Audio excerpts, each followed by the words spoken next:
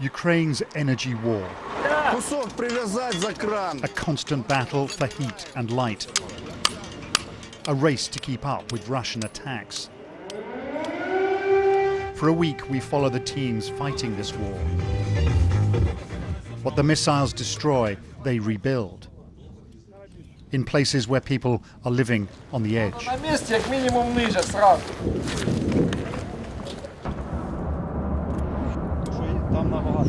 For months, Russian missiles and drones have rained down on Ukraine's civilian infrastructure, causing untold damage all across this vast country. So, what happened here? This power plant in central Ukraine has been hit repeatedly.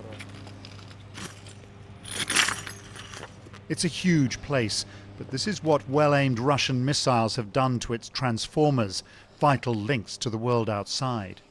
For security reasons, we've been asked not to identify the plant or its manager. These. Everywhere across here. Every time the equipment is damaged, it gets all of us right here, in our soul, because it's our life, it's our second family. I've been doing this for more than 30 years. I know how much effort it takes to build this transformer, to install it and to launch it. It's not something you can buy in a store. Millions of people depend on this coal-fired power station, built in the Soviet era. Fantastic machine! Its great turbines churning away at the heart of Ukraine's sprawling power grid. But the staff here know they're in Russia's sights. So there's the siren. We have been expecting it this morning. We have to get out of the turbine hall and head straight for the shelter. On days like these, hours are spent underground. Anxious moments as news comes in of a fresh wave of attacks. Their colleagues at a power station in the west have taken a direct hit. They know this could have been them. And closer to home, word is spreading of something much worse.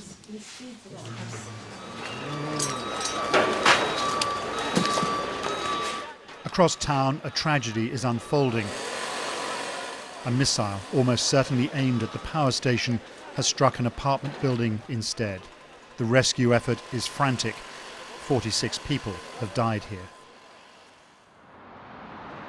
Russia's attacks have brought death and darkness to Ukraine's cities, forcing people to make countless adjustments. It's dinner time. The power is out. Ina and Yevhen take it in their stride, but after months of this, the strain is showing. Some people are at the end of their tether. You can see it. The other moms that I know, we're always talking about the stuff we can't do when there's no power. It's hard for them. We travel south towards communities under fire, Ukraine's army of engineers racing from one repair job to the next. This happens all the time, Vladimir tells me. We're on our way to a village shelled just last night. The power lines are down again. The repairs won't take long, but the men know they'll be back. This is pure terror, terrorizing the population, causing maximum damage to the infrastructure. This is a tactic of the Russians on the other side of the reservoir.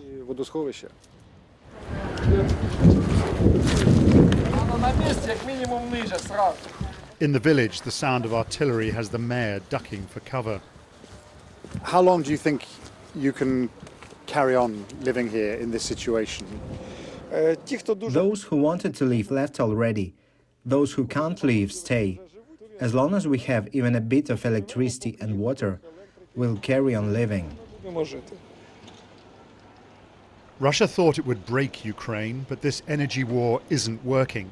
Half the grid may be in tatters, but in helmets and body armor, these men are keeping it alive. The cost of this war is evident wherever you look. The sacrifices have been immense.